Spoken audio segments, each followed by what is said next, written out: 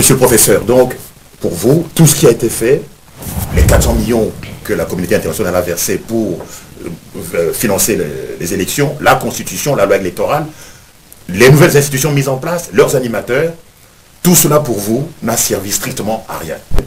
Lorsque, souvenez-vous, au mois d'octobre, après les premiers résultats des premiers tours, nous avons vu l'affrontement entre la garde républicaine, la garde présidentielle et la garde du vice-président M. Bemba. Nous l'avons vu. Bon, les responsabilités ont été établies. Bon, vous savez qui était l'auteur de ça, qui était à la base, on le sait, ce n'est pas un secret. Et je précise, moi, M. Bemba n'est pas ma tasse de thé. Là, je parle en juriste. Ce n'est pas parce que c'est M. Bemba ou c'est M. Intel qu'on doit les sacrifier.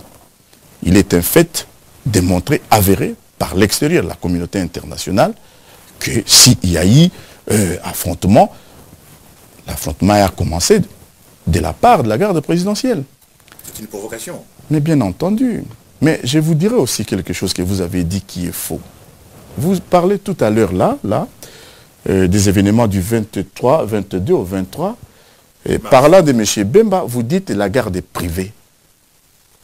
Non, non, non, c'est un non-sens, M. Kwebe. La garde de M. Bemba, ce sont des gens, ce sont des militaires qui ont été reconnus dans les FARDES, c'est ça que vous l'appelez? Forces nationales. Bien entendu. Ce n'est pas une garde privée. C'est une garde qui a été laissée au service de M. Bemba. D'accord? De quelle négociation? Je vais vous dire, ça commence par Sun City, parce que c'est monsieur-là, le monsieur Bemba, qui a fait une interview à partir de son lieu d'exil, ou d'asile, si vous voulez, à Kinshasa. Il a précisé les choses. Et puis, il les dira. S'il a encore gardé ces hommes, c'est suite à l'accord qu'ils ont passé après les affrontements des premiers tours. Souvenez-vous, mais bien entendu.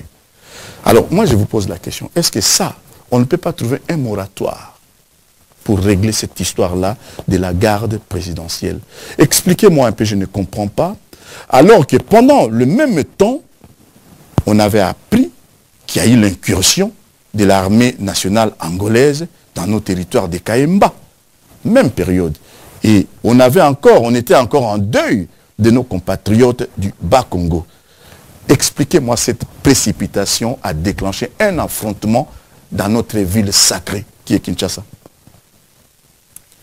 Monsieur Kwebe, nous sommes des Bantous. Je ne suis pas partisan de la spiritualité pour la spiritualité. Mais c'est dit. Vous savez, Kinshasa, c'est la ville de Bateke. C'est lui qui fait couler le sang dans cette ville-là, risque lui-même d'être emporté par les sangs. Il est à remarquer à ce sujet, monsieur le professeur, que depuis 1997, Kinshasa a connu plusieurs périodes de combat, plusieurs épisodes de combat, alors que même Hitler, en 1940-1945, n'a pas réussi à attaquer cette ville. Comment expliquer que depuis 1987, Kinshasa soit devenu un théâtre de combat, de guerre? C'est dû à quoi? Est-ce qu'il y a quelque chose, des dessins secrets qui se cachent? Ou bien c'est tout simplement à cause de l'évolution de la société? Pas du tout. Mais non, c'est la faiblesse des enfants qui ont trahi leur maman. Vous savez, un diplomate européen me l'a dit comme ça, attristé, que M. Boyenga, vous savez, battez-vous, c'est vrai. Mais je dois vous dire, prenez garde à vos compatriotes politiques, hommes politiques. Parce que 2 hommes politiques congolais sur 3 sont des traîtres. J'étais effaré. M'explique que si nous sommes dans cette situation-là, ce n'est pas parce que celui qu'on peut considérer comme ennemi est plus fort que nous. Mais c'est parce que nous sommes faibles. C'est parce que nous n'avons plus de repères. C'est parce que nous avons perdu tout repère identitaire. Tout notre repère identitaire aujourd'hui, c'est l'argent. Avec l'argent, on vendrait même les sous-vêtements de sa maman. Nous l'avons vu. C'est ce qui est en train de tuer les Congos. D'accord?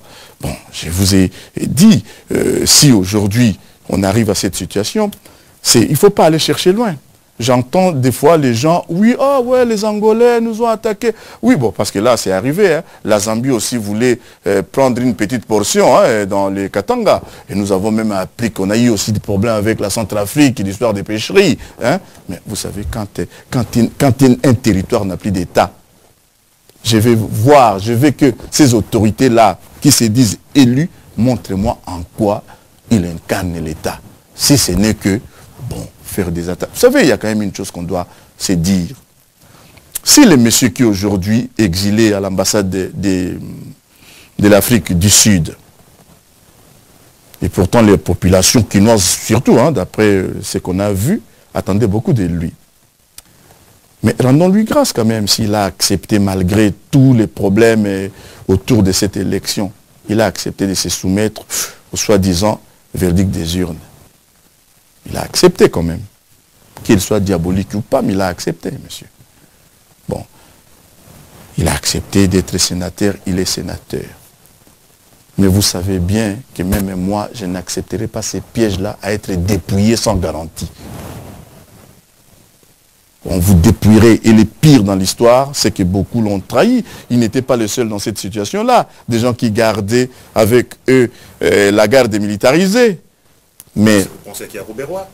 par exemple, vous savez, M. Kwebe, lorsque vous dites, vous pensez, j'aime que vous soyez direct avec moi. Parce que moi, Boyenga, je ne crains personne. Mais j'ai cité le nom du vice-président. Oui, donc lui, voilà. Lui aussi. Lui également. Et pourquoi n'est-il pas attaqué? Pourquoi n'est-il pas inquiété? Mais posez-vous la question, pourquoi Nkunda n'est pas attaqué?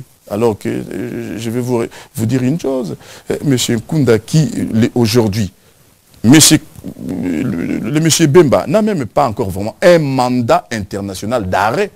Le mandat qui est fait, c'est la justice interne congolaise. M. Nkunda Boatare, lui, il a reçu un mandat international d'arrêt.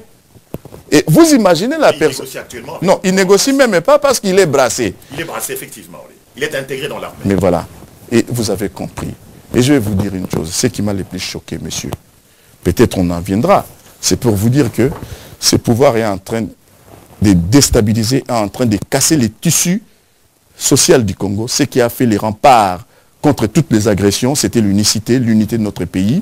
Et lorsque je vois ici, monsieur, vous savez, le porte-parole de la MONUC, monsieur Kemal Saliki, je passe, qui dénonce, la MONUC est vivement préoccupée par les intimidations, menaces dont feraient l'objet plusieurs membres de l'opposition, y compris des députés, sénateurs, journalistes et autres personnes considérées comme affiliées au MLC.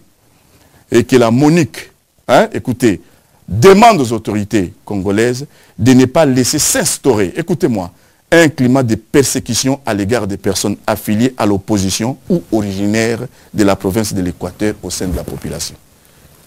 Ça, ce n'est pas un casus belli. Vous vous sentez personnellement visé puisque vous êtes non, également de la province. je suis solidaire, comme je suis solidaire à mes compatriotes de Bas-Congo, comme lorsque j'étais étudiant, j'ai dénoncé une certaine pratique de la Deuxième République. Souvenez-vous, M. Kwebe, cette chose-là, nous l'avons reproché au maréchal Mobutu. Lorsqu'il y a eu ce qu'on a appelé la tentative de coup d'État orchestrée par le major Kaloumé et les autres. Le président Mobutu a eu une fâcheuse décision qui consistait à limoger tous les ressortissants du Kasaï dans l'armée. Donc tous les Balouba, tous les autres. Tous les Balouba. Oui. Non, ces choses-là ne doivent plus se répéter. Je crois qu'il avait compris la plus grosse bêtise qu'il avait fait à l'époque. Heureusement, après, dans son entourage, on trouvait le général Ilunga, un brillant qui nous a quittés depuis. Il avait compris. Mais aujourd'hui, là,